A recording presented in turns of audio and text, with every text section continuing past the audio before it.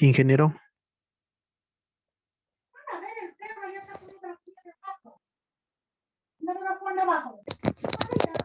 ingeniero, ingeniero, no avancé a enviar no avancé a enviar la prueba. ¿Qué pasó?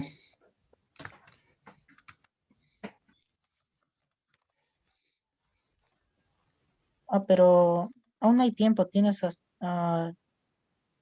11 minutos, no, perdón, tienes 22, 20, 30, tienes 21 minutos aún, Wilson.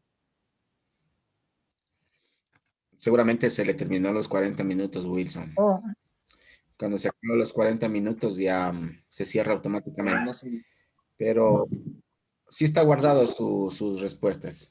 Ah, ya, ingeniero, listo, gracias. Ya. A ver. Déjeme ver.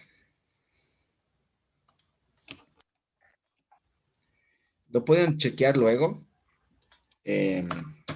Retroalimentación, los resultados. Una vez que se cierre la evaluación, me parece que estaba hasta las... déjame ver. Hasta las 10:18 me sale a mí que había tiempo.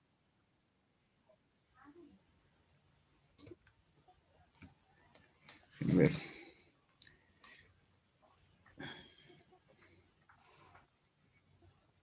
Diez y media se cierra la evaluación. Ahí pueden ustedes ya ingresar y revisar sus resultados, sus notas, de pronto sí que vean en dónde han fallado, puedan ver una retroalimentación. A las 10:30, ahí se cierra la evaluación. Seguramente a Wilson se le acabó el tiempo, los 40 minutos, por eso se le cerró. Ah, ya, ingeniero, listo. Ya, déjenme ver si ya están todos.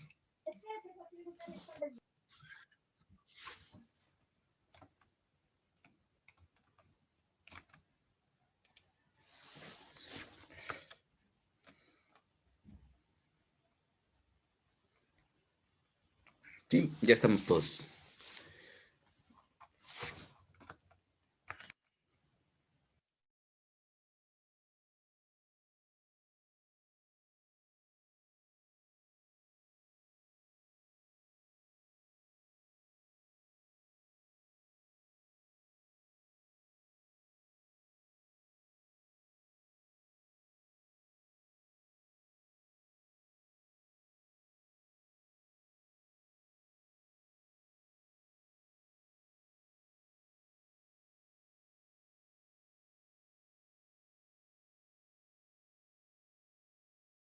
Bien, ahora sí comenten, ¿pudieron chequear lo del libro?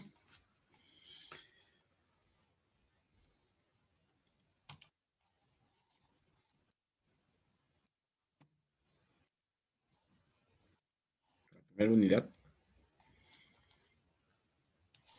Profe, disculpe, ¿será que puede enviar la invitación del grupo, por favor? Envíele, por favor, la compañera que nos ayudó. Fue Andrea, me parece. Fue. Sí, ya voy. Muchas gracias. Ya, por favor, al chat. Ya.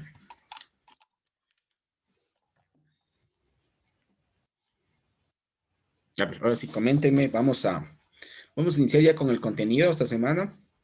La primera unidad, bueno, les estoy chequeando por acá las notas. Bueno, vi de forma general. Tengo que chequear los temas específicos, saber en dónde estamos fallando para darle un poquito más de atención en esta sección.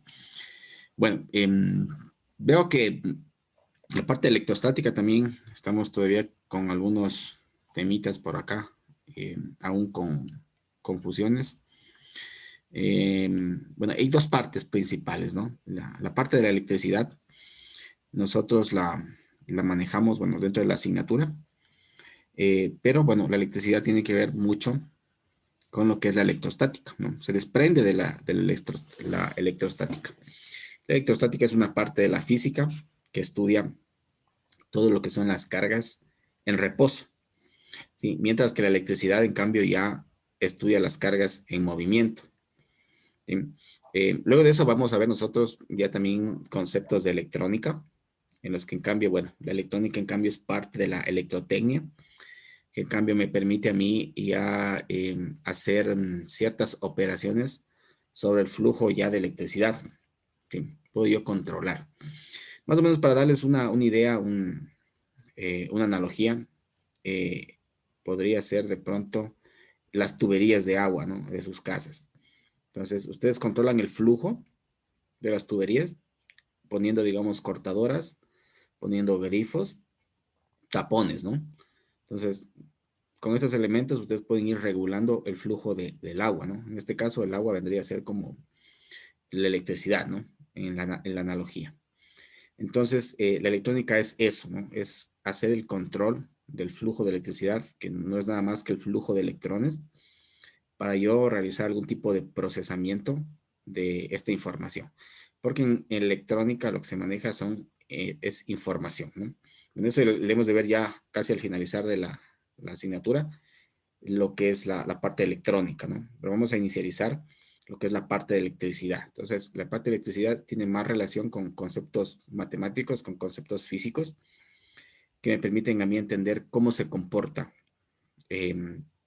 o en base a qué leyes gobiernan los diferentes fenómenos eléctricos, ¿sí? Entonces, bueno, vamos a iniciar brevemente a hacer un recordatorio de lo que tiene que ver a la electrostática, ¿no? Como les digo, nada más que el estudio de las cargas en reposo, ¿sí? Estamos hablando que están cargas estáticas, ¿no? A eso se refiere. Ahora vamos a ver por acá para un poquito más de espacio.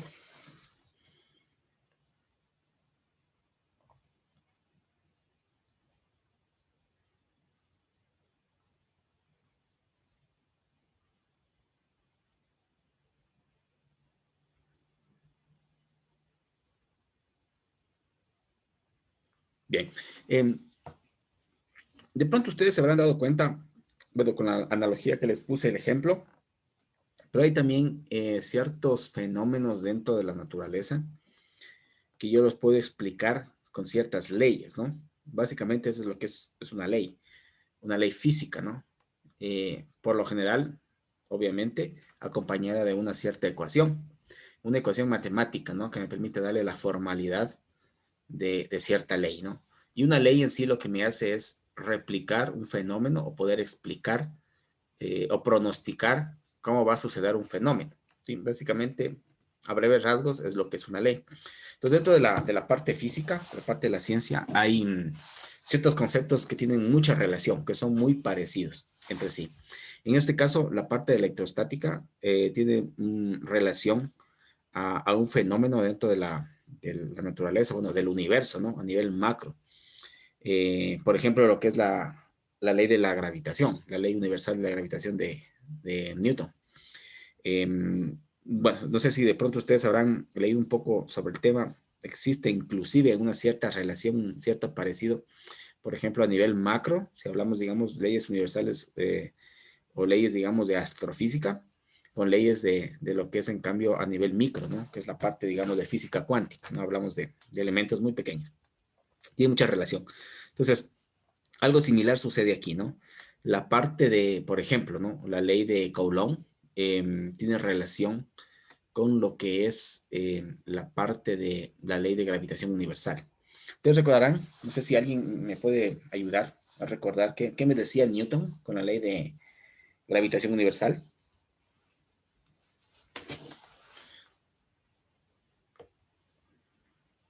Creo que era algo de que todos los cuerpos tienen una cierta gravedad y se atraen entre sí. Ya, correcto. ¿Alguien más?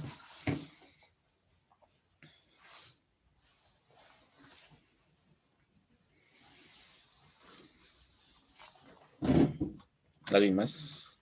De pronto, matemáticamente, ¿cómo estaría expresado?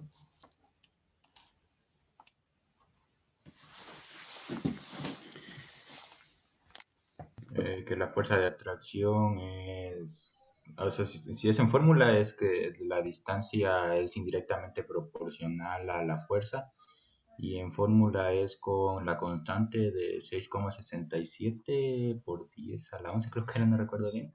Y y los cuerpos que se encuentran separados Ya, sobre la distancia al cuadrado. exacto. Ya, la ley de gravitación universal de Newton, ¿no? Entonces, ¿qué me está indicando aquí? Bueno, el compañero dice, ¿no? Yo tengo dos cuerpos con una masa, ¿no? Estamos hablando de cuerpos. Por ejemplo, pongámosle el Sol, que es nuestra estrella, y acá la Tierra, ¿sí? Ese tiene una cierta masa, una masa M1, y ese tiene una masa M2. Entonces, ¿qué dice Newton? Newton dice que existe aquí una fuerza de atracción, ¿sí? Entre estas dos masas, ¿sí? Esta es una fuerza de atracción. Pongamos así, ¿no? El Sol atrae la Tierra con una cierta fuerza. Aquí hablamos, bueno, ustedes recordarán que la fuerza es un vector. Aquí hablamos de vectores. Entonces, bueno, la fuerza, según Newton, nos dice que es igual, bueno, a una constante de gravitación. Y nos dice que es directamente proporcional a las masas que yo tengo, ¿no? A las masas de mis dos cuerpos. Entonces, sería aquí la multiplicación, ¿no es cierto? De la masa 1 por la masa 2. Y me decía que es inversamente proporcional, en cambio, al cuadrado de la distancia. ¿Sí? Aquí yo voy a tener una cierta distancia que separa estos dos cuerpos, ¿sí? Entonces es inversamente proporcional al cuadrado de la distancia, ¿sí? Esto es lo que me decía Newton. Ahora, ¿cuál es la similitud? En cambio, en la parte electrostática, entonces aquí hablamos de cargas, ¿sí? Yo tengo, por ejemplo, una carga positiva y acá tengo yo una carga negativa, ¿sí? Entonces también va a haber una cierta fuerza aquí, ¿no es cierto? Una fuerza, bueno, bueno, lo único que difiere aquí es que puede ser la fuerza tanto de atracción como de repulsión, ¿sí? Dependiendo de la carga que tenga, ¿no? Si es una carga positiva y es una carga negativa. Pero bueno, igualmente aquí, miren, la relación, ¿no? La similitud que existe. Esta fuerza de aquí está igualmente relacionada por una constante. Bueno, ya vamos a ver luego, vamos a recordar la constante de dónde sale, dónde se desprende. Y decíamos que era también directamente proporcional al producto en cambio de las cargas. Tengo una carga 1 y una carga 2. Algo así, ¿no? Directamente proporcional al producto de las cargas e inversamente proporcional al cuadrado de la distancia. ¿Sí? Esto en cambio lo que me dice Coulomb, la ley de Coulomb, ¿no? Y ustedes ven, miren, hay mucha similitud, ¿no? Esto a nivel macro, a nivel de universo, y esto a nivel micro. Obviamente esta ley de aquí luego se la expandió más, ¿no? Con la ley de relatividad de Albert Einstein. Pero bueno, eso ya es otro tema, ¿no? Pero bueno, lo que quiero aquí que ustedes vean es que existe una similitud, ¿no? Entre estas dos leyes universales de la física. Ya. Bien. Entonces,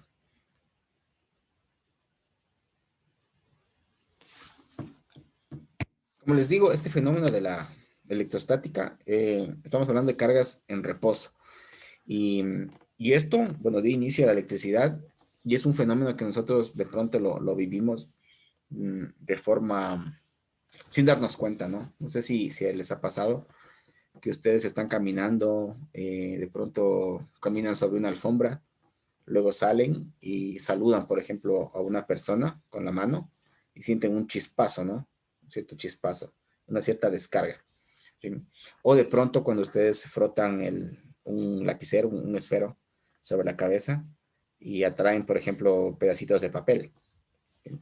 Son también ejemplos de electrostática. Entonces son fenómenos, digamos, que se los ha visto de forma natural. Y justamente estos fenómenos se los observaron hace muchos años. Y es a partir de ahí es que se comienza a todo este tema a darle un sentido, ¿no? Bien, bueno, eso es en electrostática. Electricidad, como les digo, en cambio, son esas cargas en movimiento, cuando yo les doy un movimiento, ¿sí? Por ejemplo, un foco. Un foco se enciende porque circula a través de él una cierta corriente. Y la corriente no es nada más que electrones en movimiento, ¿sí? Esa es la parte, en cambio, de la corriente. Entonces, ¿quién inventó esto de la electricidad? ¿Cómo surgió esto? Bueno, tal vez la pregunta está mal hecha, porque la electricidad la descubrimos más bien nosotros, ¿no? No la inventamos, la descubrimos. Lo que inventamos de pronto son los dispositivos que manipulan este fenómeno natural, pero el fenómeno existe en la naturaleza, ¿no? Pero ¿quién descubrió esto? ¿Cómo nació? No sé si alguien recuerda, alguien sabe.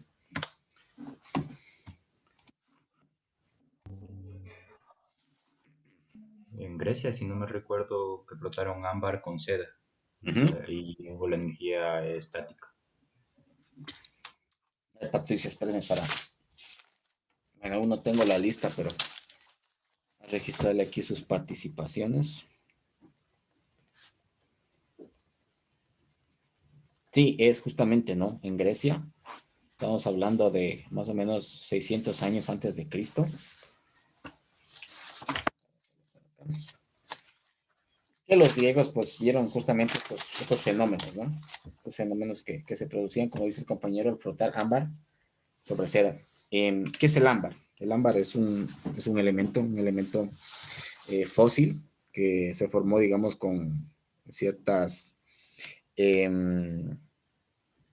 elementos, ¿no? Bueno, son de origen vegetal, ¿no? Me parece que es de los árboles, ¿no? Hace esto, se fosiliza y bueno, y nace el ámbar, ¿no? Entonces ellos se dieron cuenta que al frotar el ámbar con otros materiales se cargaba, ¿sí? Es justamente por eso que electricidad viene de la parte de electrón, y electrón es una palabra griega que significa ámbar, ¿sí? Entonces nace de ahí, ¿no? Es como los griegos llamaban al ámbar, electrón.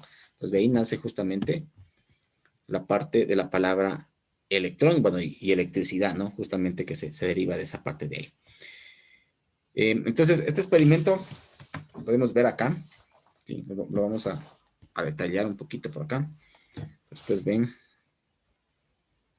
sí se ve, ¿no? Sí.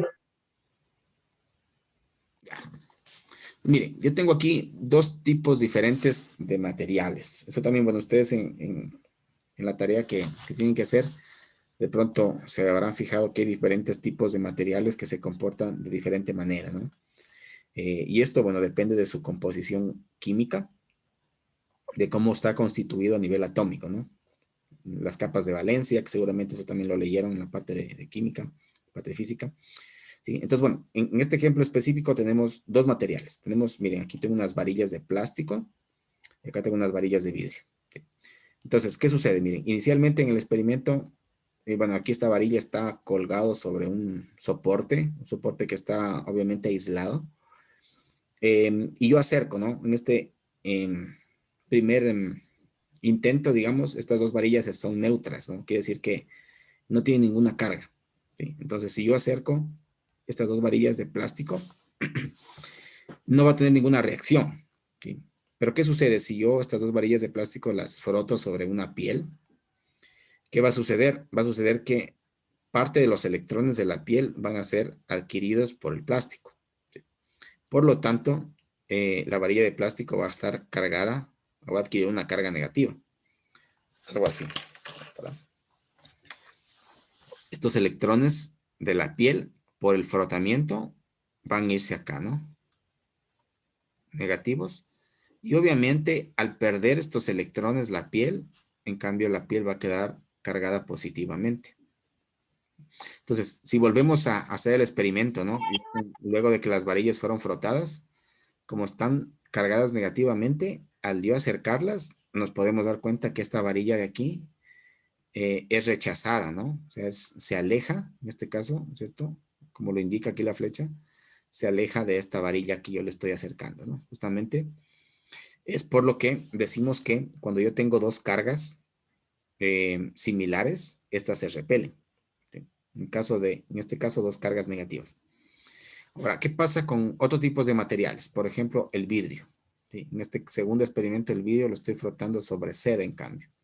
Entonces, la seda, en cambio, por el frotamiento, perdón, va a adquirir electrones de las varillas, ¿sí?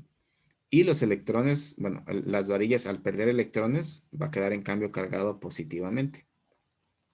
Si yo recreo nuevamente el experimento igualmente, ¿no? al yo acercar aquí las dos varillas, voy a tener una fuerza de repulsión, ¿sí? De esta varilla positiva. Esta de acá, ¿no? Ahora, ¿qué sucede en un tercer escenario? Si yo tengo estas dos varillas, ¿no? La primera, la de plástico, que está cargada negativamente, y la de vidrio, que está cargada positivamente, las acerco. Estas, en cambio, se van a atraer, ¿sí? Por eso decimos que las cargas distintas se atraen. ¿Sí? Ahora, ¿qué sucede con los materiales? Igualmente, ¿no? Si yo tengo en este caso la varilla de vidrio que está cargada positivamente, ¿no? Y le acerco la seda, que miren, la seda quedó cargada negativamente. Entonces, en este caso, son dos cargas distintas. Por eso es que igual se van a atraer. ¿Sí? Igualmente, el plástico acá se quedó cargado negativamente, ¿no? Y la piel, en cambio, acá se quedó cargada positivamente. Entonces, si yo también acerco estos dos materiales, se van a atraer. Tiene que haber una fuerza de atracción. ¿Sí? Y esa fuerza, bueno, está dada justamente por lo que les mencioné aquí en un inicio, por la ley de Coulomb. ¿Sí? Ya lo vamos a ir viendo, ¿no? Más adelante. Pero bueno, ese es el experimento, digamos, inicial, o digamos lo que los griegos se dieron cuenta hace tantos años, ¿no? Estamos hablando hace 2600 años y más, ¿no? Entonces, de ahí empezó toda esta gran aventura, digamos así, ¿no? Del conocimiento. Y se fueron dando, bueno, diferentes experimentaciones, diferentes teorías que luego se fueron, obviamente, formalizando a través de fórmulas, a través de los años. Bien, pues bueno, yo igual aquí les dejo, les voy a ir cargando las diapositivas, les voy a ir cargando también, les actualizo los videos. El video del día de ayer no les pude cargar por tema de derechos de autor, ya que, bueno, ayer les compartí un video, ¿no? Un video de la serie Cosmos y bueno, eso me lo rechaza YouTube justamente por temas de autoría.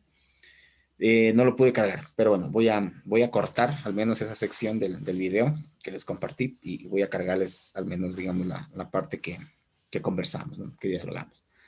Pero bueno, por eso es que no les pude cargar el día de ayer el video. Pero bueno, el día de hoy voy a tratar de recortar ese video, editarlo y subirlo, ¿no? Si no, no me deja YouTube. Ya, ¿qué más? Y así, ¿no? A través de la historia, luego ya se fueron dando ya experimentos ya a nivel de electricidad. Hablamos ya, miren, de ahí al siglo XVII, estamos hablando, ¿no? Cuando Benjamin Franklin, en los años 1970 y pico, me parece, hizo este experimento de, bueno, 1741 me parece que fue, ¿no? Hizo este experimento con la cometa, ¿no? Volaba una cometa con un conductor y en la parte de abajo tenía una llave, ¿no? Y bueno, él pudo ahí, de esa manera, demostrar, ¿no? O sugerir, digamos, que hay cargas negativas y hay cargas positivas, ¿no? Y bueno, y justamente por eso es que a partir de ahí es que se mantienen justamente estos dos nombres, ¿no? Cargas negativas, cargas positivas, introducida por Benjamin Franklin.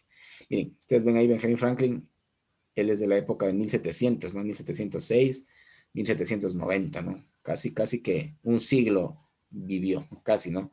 Estamos hablando del siglo XVII, ¿no? Entonces, a partir de ahí es que se introduce esta parte de estos términos, ¿no? Carga negativa, carga positiva. Bien, ¿qué concluimos con el experimento? Concluimos que dos cargas positivas se repelen entre sí, al igual que dos cargas negativas. En cambio, una carga positiva y una negativa se atraen. Esa es la conclusión del experimento principal, ¿no? Partimos desde ahí. Bien, ¿qué aplicaciones tengo de esto, no? Una aplicación tecnológica actual, la utilizamos en lo que son las impresoras láser, ¿sí? Entonces, ¿qué hacen las impresoras láser? A ver, tienen algunos elementos. Primero, tienen un tambor rotatorio, tiene la parte en donde se introduce el papel, ¿sí? Y tiene obviamente acá otro tambor que tiene en cambio tinta. Y todo este proceso se lo hace a través de electrostática. Entonces, veamos qué sucede. Entonces, primero, lo que hace el tambor, ¿sí? Es esparcir iones sobre el tambor, ¿no? Dándole una carga positiva. ¿Qué es esto de iones? Iones es cuando yo tengo, por ejemplo, acá en el experimento, Inicialmente, aquí yo no tenía ninguna carga, porque, bueno, en realidad tenía una carga neutra, ¿no? No tenía ni positivo ni negativo. Al momento del frotamiento que yo hice en el experimento, se cargó negativamente, ¿no? Entonces, ahí, digamos, lo que hice yo fue ionizarlo. Ionizarlo es cuando yo adquiero una carga. Sí, puede ser una carga negativa o una carga positiva. En este caso, en la varilla plástica lo ionicé negativamente. En cambio que la varilla de vidrio la ionicé positivamente. Eso es lo que es la ionización. Entonces, acá en el ejemplo, si lo vemos al tambor, bueno, vamos a verlo el tambor así, como que fuera digamos, lo abrimos y lo vemos de forma plana, ¿no? Ese es el tambor. Como me dice aquí en la primera parte, el tambor lo que va a hacer es esparcir iones, ¿no? En este caso va a esparcir iones positivos, dice, ¿no? Entonces aquí es como que, digamos, el tambor va a estar con unas secciones con cargas positivas, ¿no? Estar ionizado positivamente, algo así, ¿no?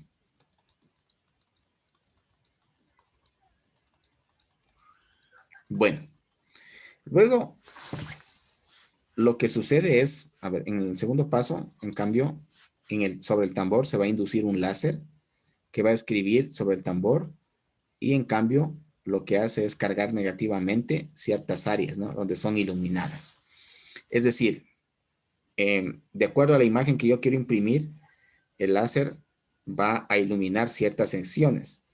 Al hacer esta iluminación, lo que va a hacer es cargarlas en cambio negativamente. Por ejemplo, si vemos esto, si le hiciéramos un zoom al tambor, ¿no? Yo quisiera imprimir, por ejemplo, la letra L, por decirles algo, ¿no? Entonces, el láser lo que va a hacer es, digamos, iluminar estas secciones de aquí, ¿cierto? Voy a cambiarle de color.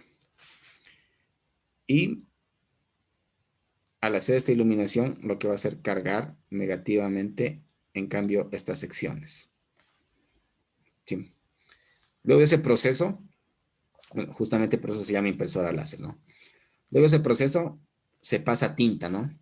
Tinta que también está cargada, en cambio, positivamente. Es una tinta que está ionizada positivamente.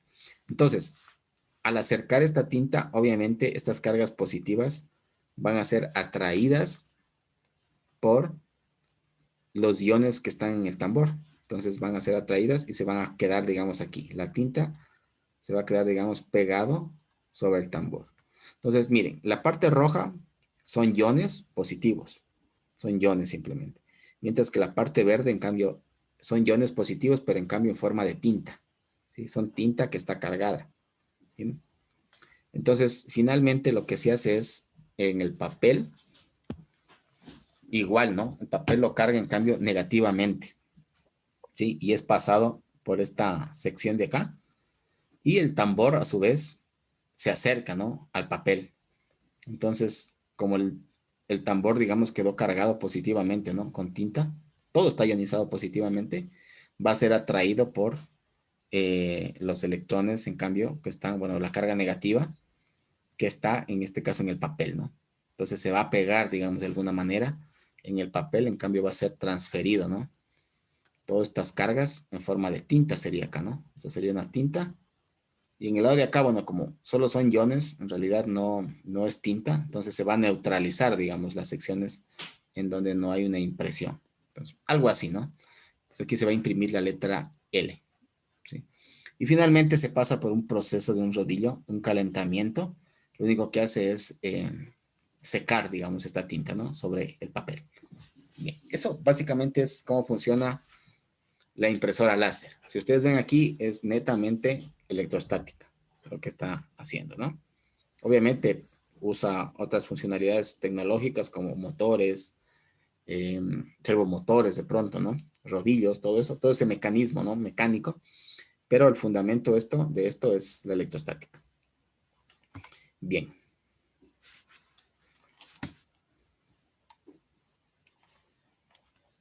A ver, parece que por acá en el chat tengo algunas. Ah, ya. El link del chat para que el compañero se agregue.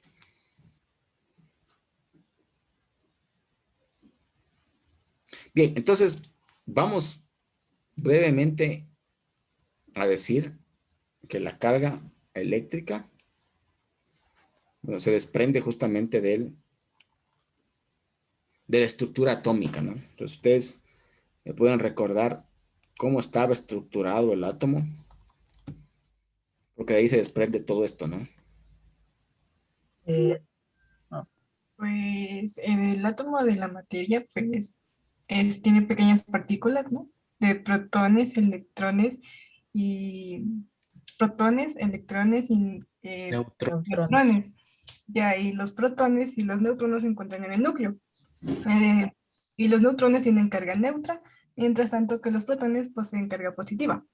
Y los electrones se encuentran alrededor del átomo y dan vueltitas y así, y poseen carga negativa. Ujú. Gracias. ¿Alguien más? Keila, de pronto quería decir algo. No, lo mismo. Ya. Sí, bueno, son modelos, ¿no? Hay modelos en realidad del átomo. Bueno, lo que dijo Andrea es el modelo de Bohr.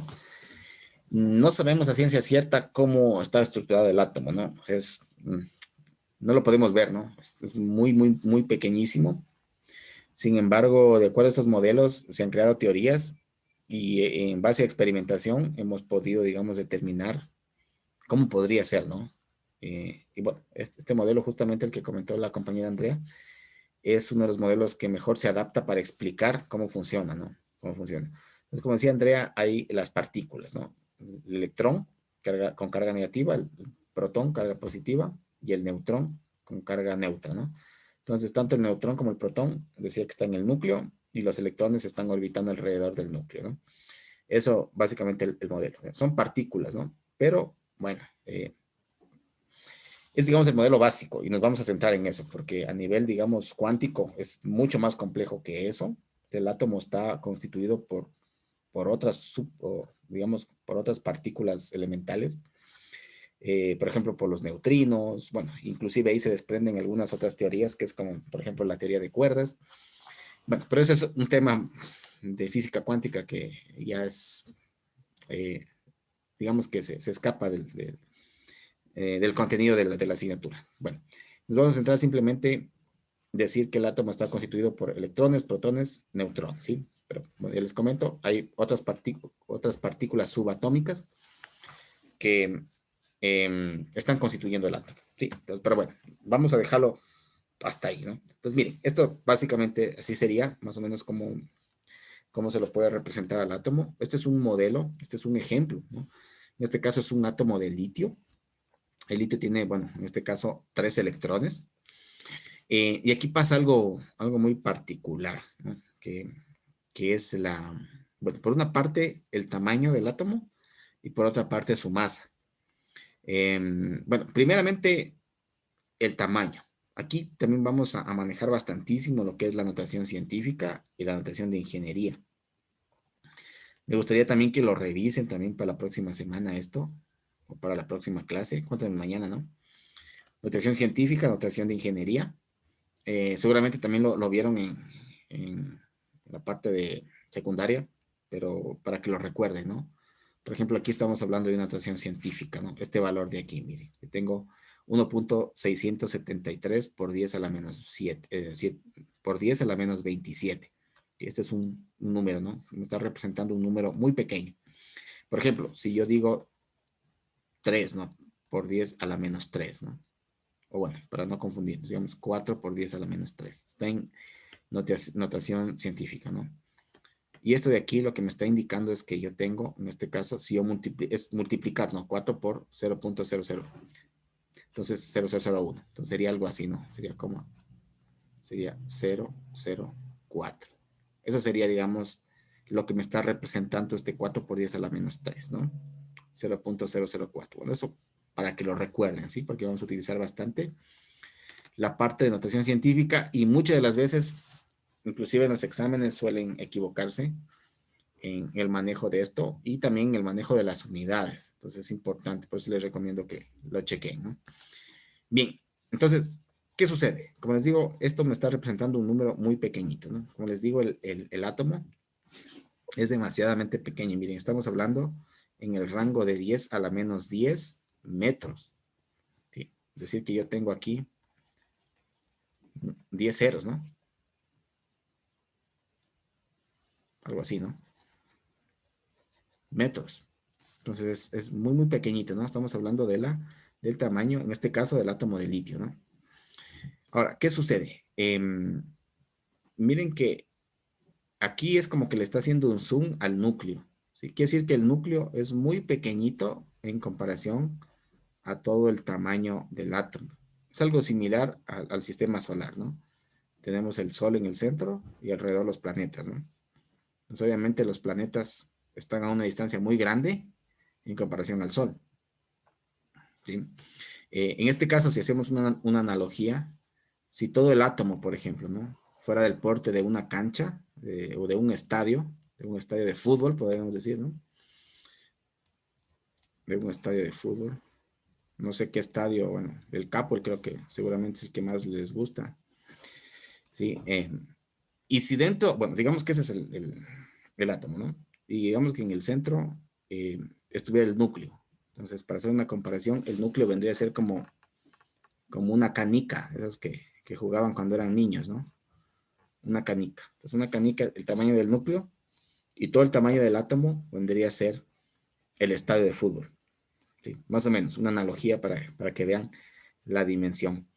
Quiere decir que el núcleo en comparación del átomo contiene, o sea, primero es muy pequeño. Sin embargo, al hablar de masa, es el que más masa tiene, es el que es más denso, más pesado.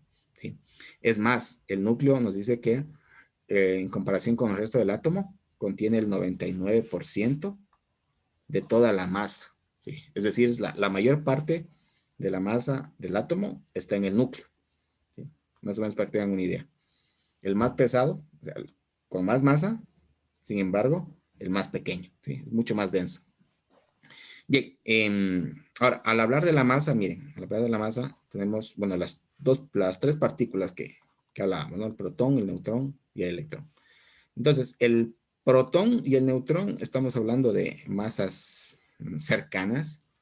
En realidad hay una variación muy pequeña, ¿no? Miren, por ejemplo, el protón tiene 1.673 por 10 a la menos 27 kilogramos.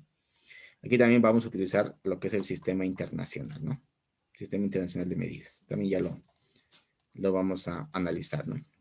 De pronto la siguiente clase. Ya, el Sistema Internacional de Medidas. También les pido que revisen Sistema Internacional de Medidas y notación científica. ¿Ya? Bien, entonces si yo comparo el protón con el neutrón, miren, están muy cercanas. También es 1.675, ¿no? En realidad varía muy poco, por 10 a la menos 27 kilogramos.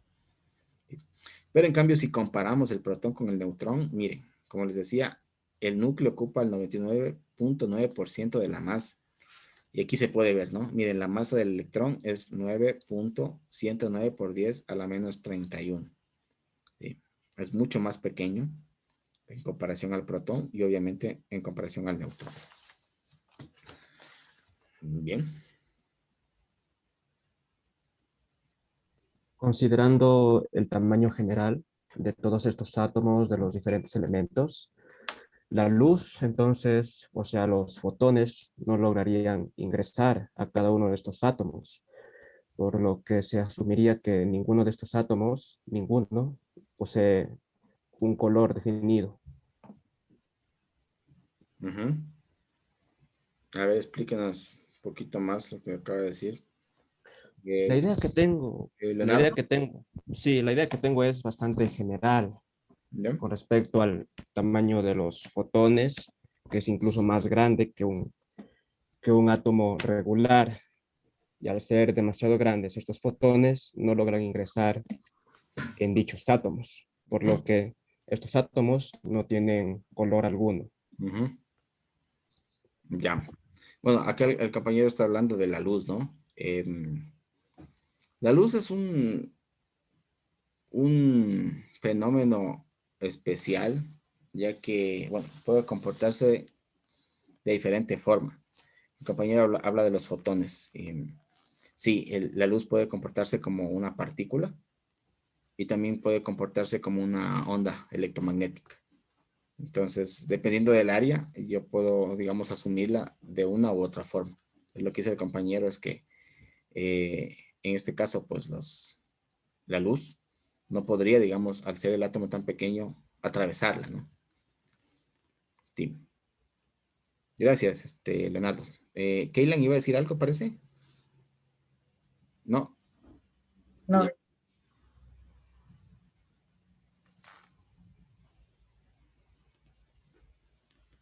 Bien.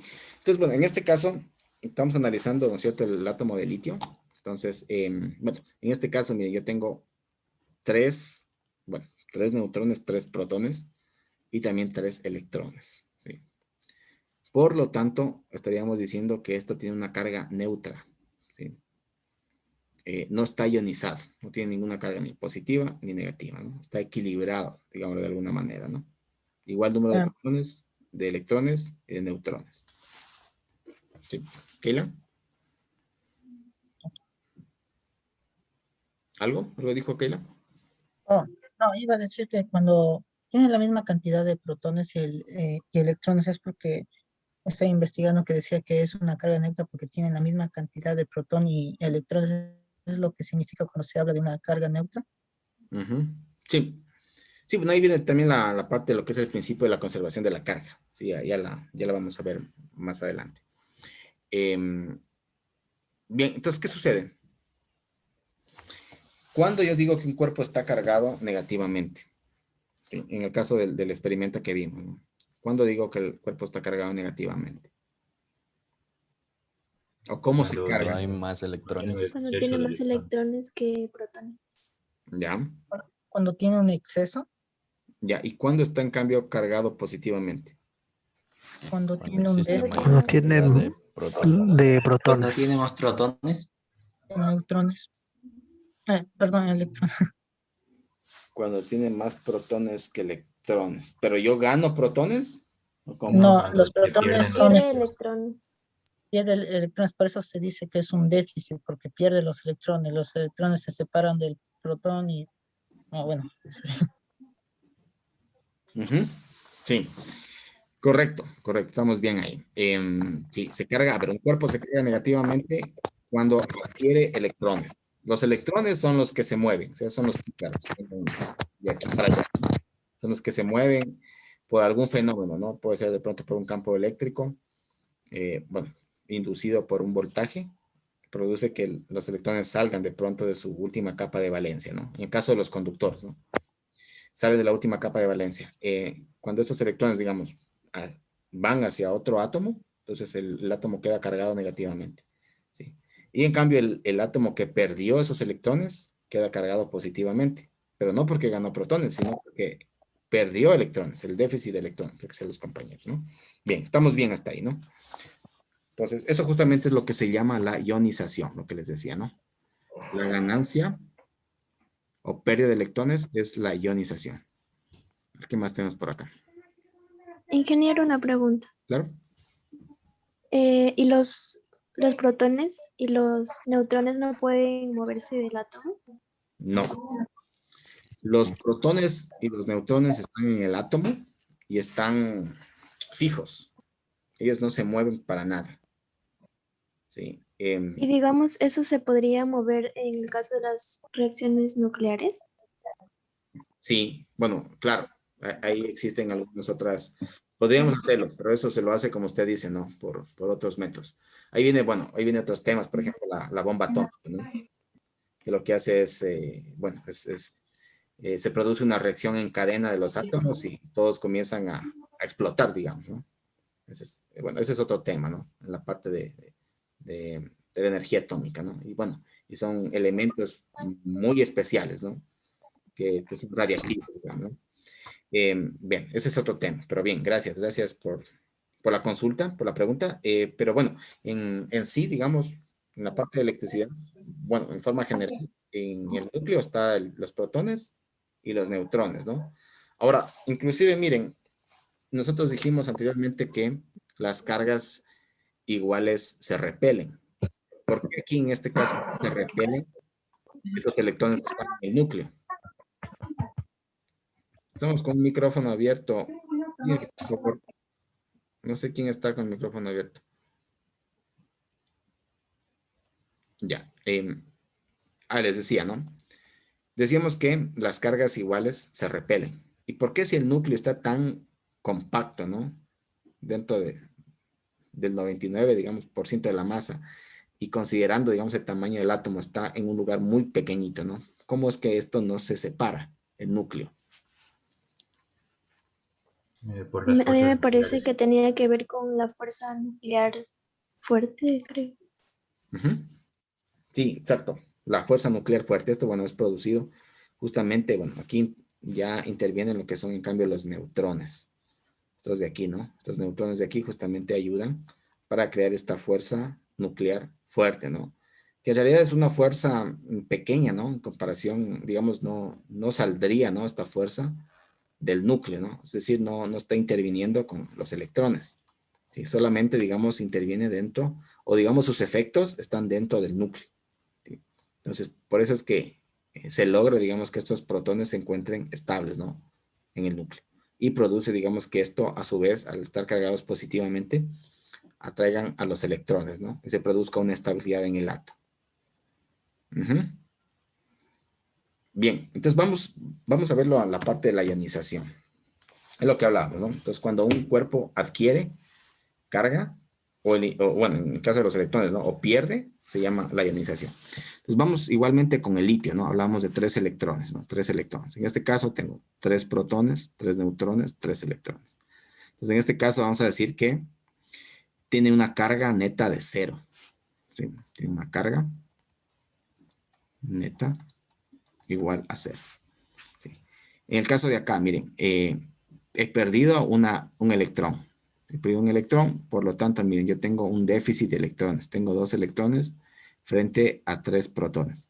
Por lo tanto, aquí yo tengo una carga neta positiva. ¿Por qué positiva?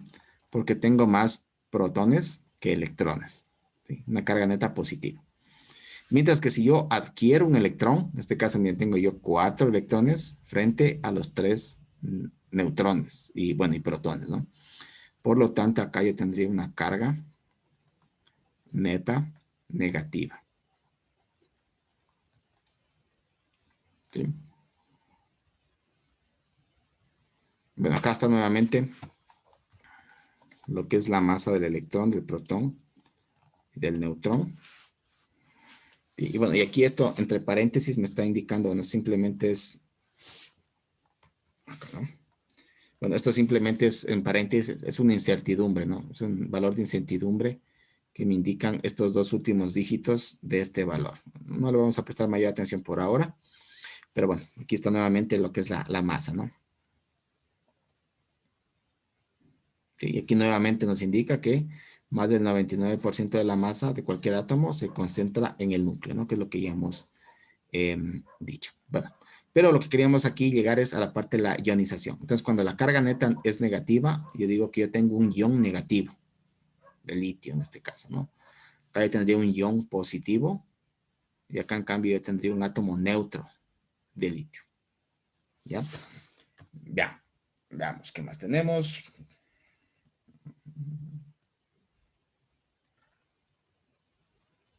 Sí, bueno, y también cuando hablamos nosotros de cargar un cuerpo o la carga neta, siempre hablamos de una fracción muy pequeñita, ¿sí? Por lo general hablamos de valores no mayores a 10 a la menos 12 de carga, ¿no? Hablando no de la carga total negativa o positiva en el cuerpo.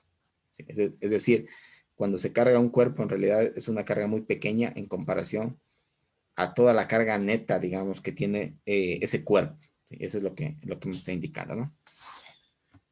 Y finalmente tenemos lo que es la carga eléctrica. Decimos que se conserva. Y justamente lo que les mencionaba, ¿no? Es el principio de conservación de la carga, ¿no? Que también vendría a ser considerada como una ley universal. ¿Sí? Entonces, ¿qué nos dice esta ley? este principio, ¿no? Nos dice que la suma algebraica de todas las cargas eléctricas en cualquier sistema cerrado es constante. ¿Sí? Quiere decir que en cualquier proceso de carga, esta no se crea ni se destruye, solo se transfiere de un cuerpo a otro.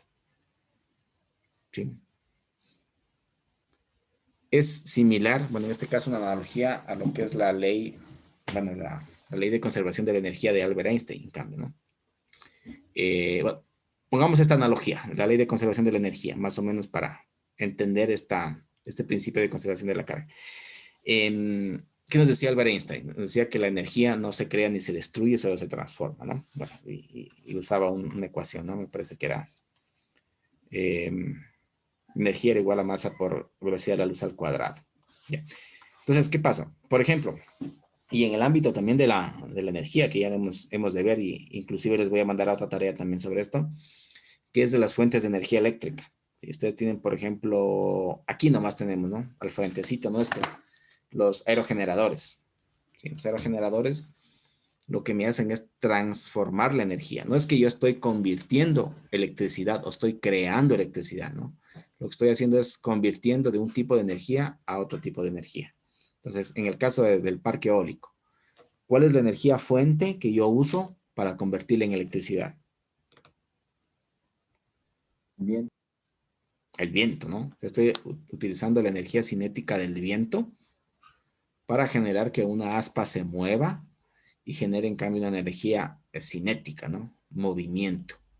Y ese movimiento a su vez, al ser sometido a ciertos parámetros de, bueno, de campo magnético y de una cierta bobina, lo que va a producir es una inducción de electricidad. ¿Sí?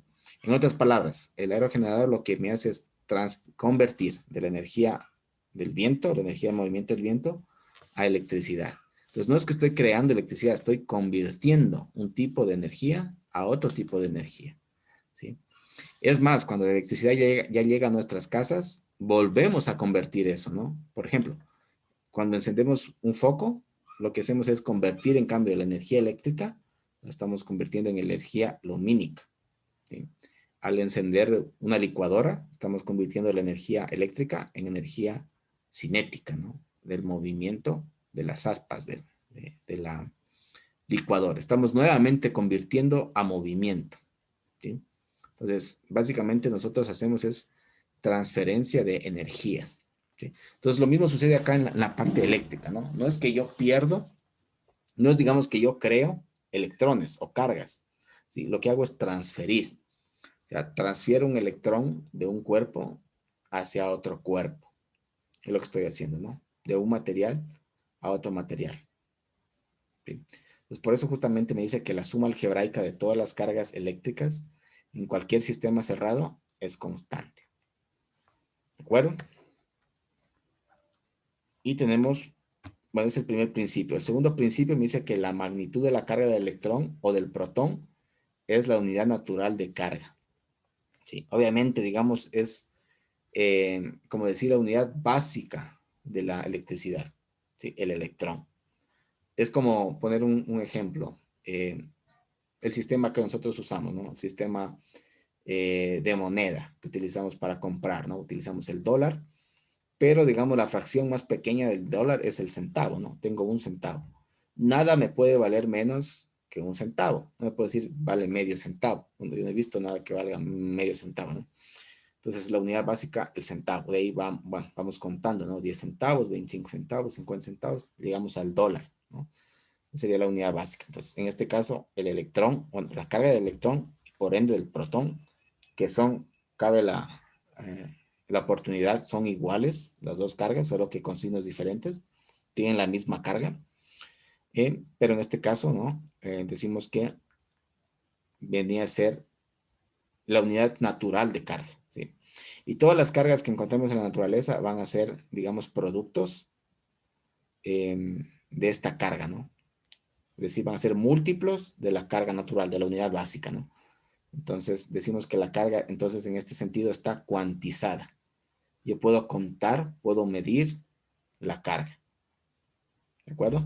Obviamente, bueno, ahí existe un tema del sistema internacional, ¿no? Nosotros para acoplarnos al sistema internacional de medidas, utilizamos, ¿cuál es la unidad de medida de la carga? Estaba creo que en la evaluación también esa pregunta. La unidad de medida de la carga. Los voltios. No. Eso es, Watt. a ver, el voltio es del voltaje, el watt es de potencia. Coulomb. Coulomb. Amperios. Coulomb. ¿Quién dijo Coulomb? Viviana. Nada. Viviana. Coulomb. Y Viviana Calvas, ¿no? Esto dentro del sistema internacional de medidas. Pero no es que, digamos, yo en la naturaleza voy a encontrar una carga de 1 coulomb o 2 coulombs, 3 coulombs.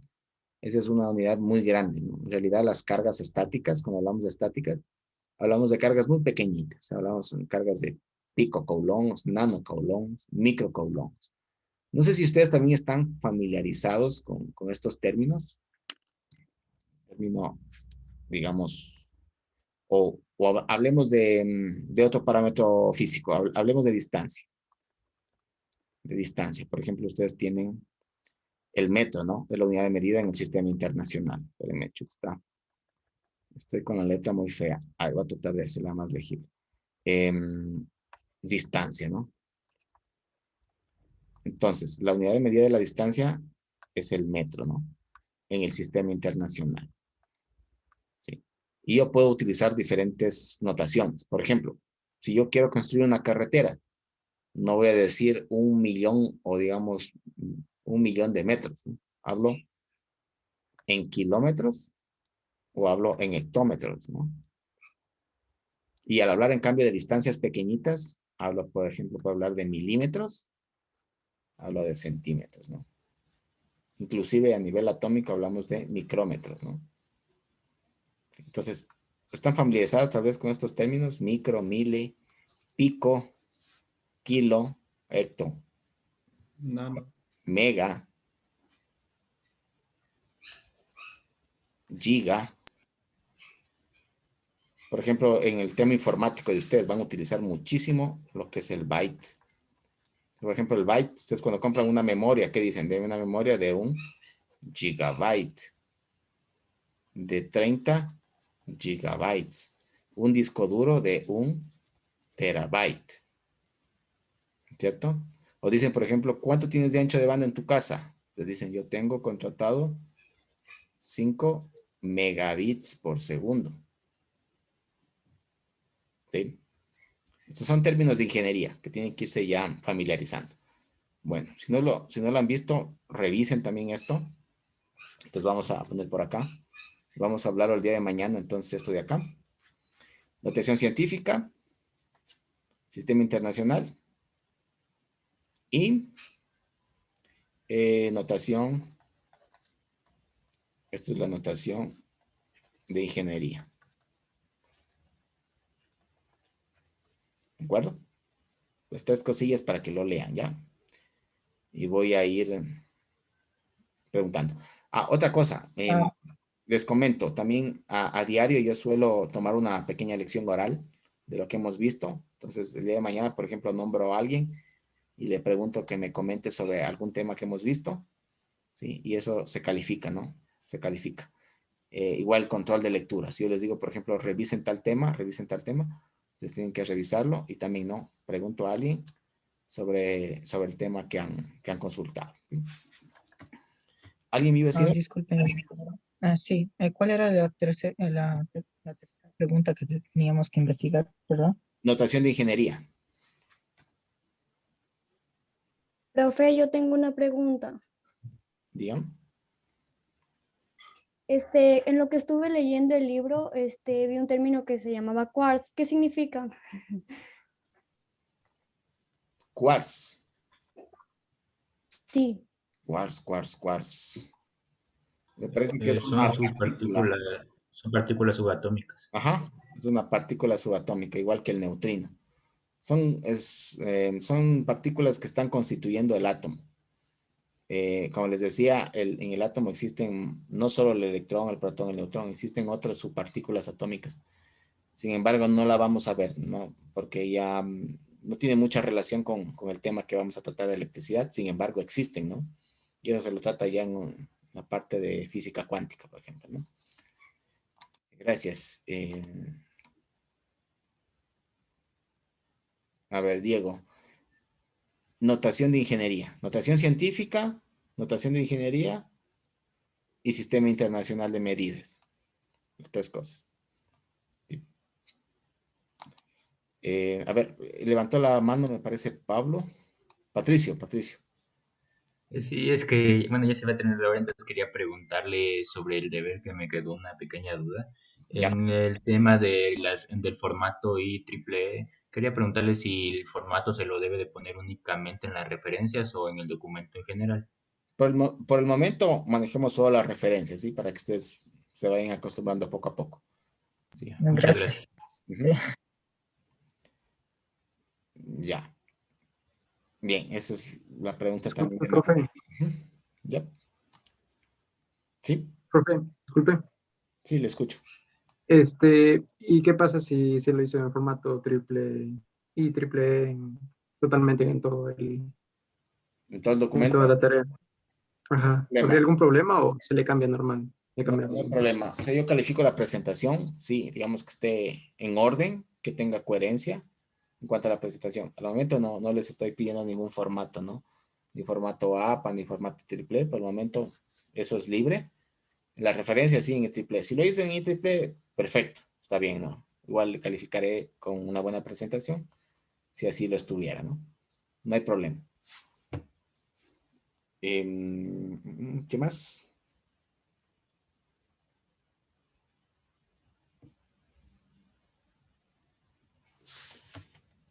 Y veamos, Keylan.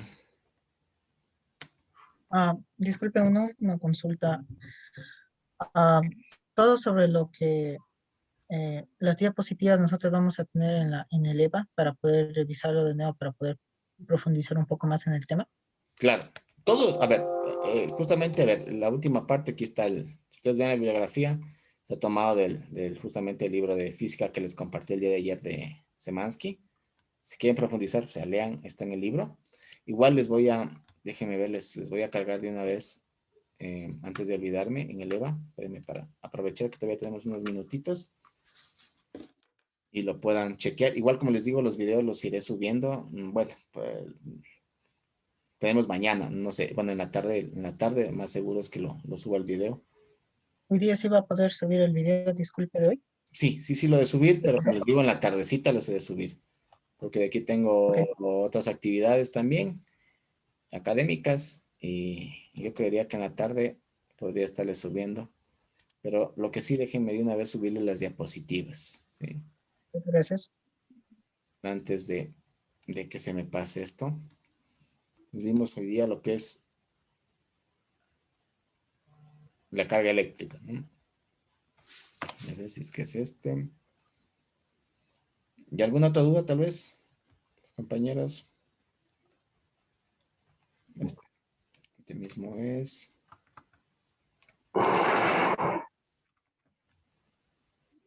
Voy a poner acá diapositivas. Diapositivas.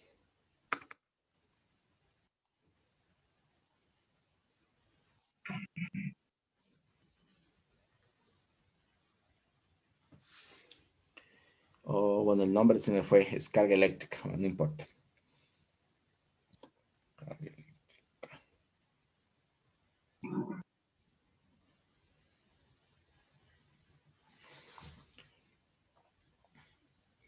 Ya.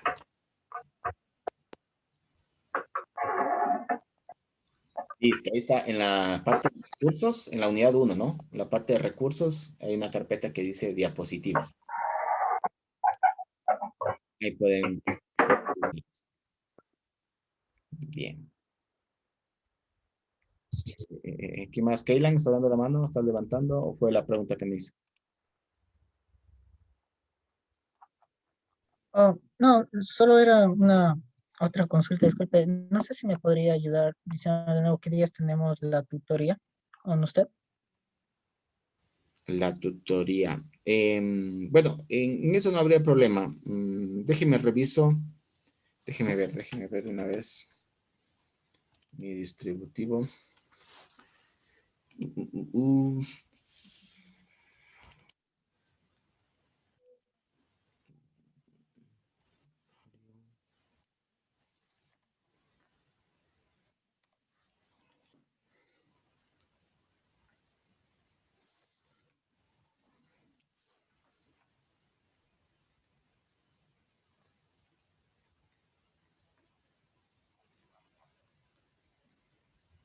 Tenemos martes, 4:30. Miércoles, 3:30. Y solo eso. Solo esos 2 días tengo para tutorías. Muchas gracias. ¿Ya? Cuando deseamos hacer una tutoría, ¿tenemos que comentarle en el grupo de WhatsApp o solo...? Sí. Ok, Me lo comentan directamente en WhatsApp al finalizar la clase y lo coordinamos. muchas gracias. ¿Ya? Bueno, estamos ya, creo que ya con el tiempo. ¿Alguien más, tal vez? ¿Alguna otra duda? Andrea, Yo, profe. Andrea. Sí, es que lo que pasa es que me olvidé de poner asistencia. A ver. Andrea. No se olviden, por favor, ya de la asistencia.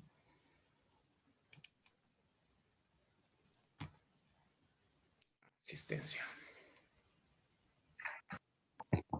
Vamos, 3. Wilson, ¿iba a decir algo, tal vez? Sí, sí, ingeniero. Lo que pasa es que tengo todavía, hoy voy a enviar el deber y aún no, y tengo la duda de, o sea, cómo lo envío o por dónde lo envío. En el link, a ver, ya, ¿Sí me ya lo explica, compartí. sí me Ya, explica, ingeniero? ya, espérenme un segundito para Andrea Yepes Peñarrera, ¿no?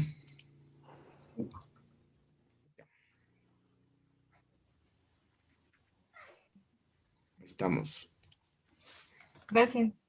Ya, bueno, a ver, Wilson, todo lo manejamos a través de la plataforma virtual, el entorno virtual de aprendizaje que es el EVA. Sí tiene acceso al EVA, ¿no? A este de aquí. Sí. Ya. Entonces, bueno, a mí me sale de otra forma por cuestión de que soy docente, pero déjeme ver. Aquí en la unidad 1, denme un momentito para desactivar esto.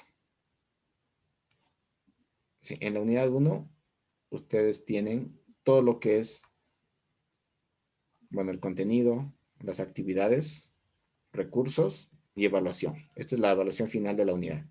Aquí les voy cargando las diapositivas, aquí les voy cargando los videos. Y en las actividades están, miren, aquí primero, es la primera actividad, la primera tarea que les envié, que es esta consulta. Usted ingresa aquí, bueno, a mí no me sale, como le digo, por docente me sale de otra forma, pero seguramente usted tiene que un Ya. casillero para adjuntar la tarea. Entonces, lo que tiene que tener en cuenta es que sea un archivo no mayor a 2 megas en PDF, formato PDF, no mayor a 2 megas. Sí, eso para todos, ¿no? Puede yo calificar, ¿no?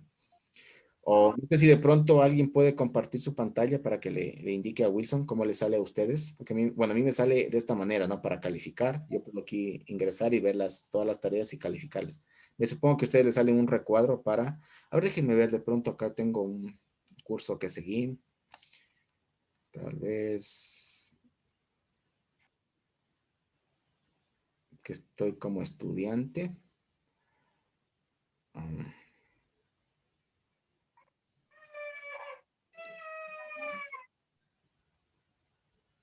a ver. Déjenme ver, estoy aquí, por ejemplo.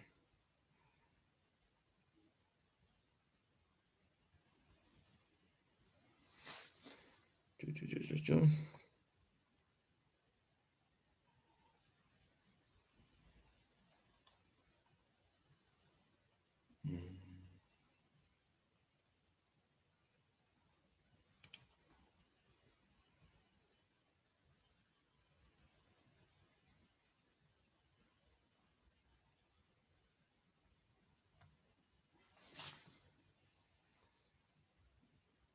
Wilson, usted hace el documento, lo puede editar en Word, lo pasa a PDF. Aquí, por ejemplo, déjeme ver. Esto de aquí.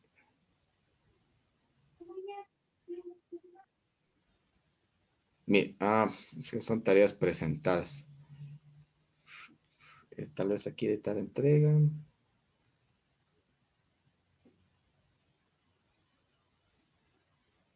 Miren, aquí me aparece justo esto de acá, miren. Así le deben aparecer a usted. Entonces, aquí usted carga el archivo en esta sección. Puede arrastrarlo hasta esta parte. O aquí lo escoge.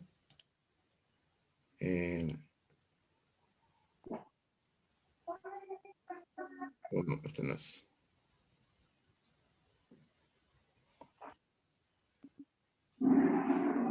Como les aparece a ustedes, pero por ejemplo, ustedes pueden arrastrar, por decirles algo, esto de aquí. Pues tengo estas diapositivas, yo lo arrastro acá. Lo cargo aquí. Sale un error por seguramente porque una tarea que pasó. Aquí se suerte. Que supera, dice el máximo un archivo. Pero bueno, esa es la forma, ¿no? Aquí ustedes pueden guardar cambios y ya se envían. Ya. Ok, ingeniero, sí le entendí ya. Bien, chicos, no hay más dudas, estamos de acuerdo con el tiempo. Andrea también está levantando la mano.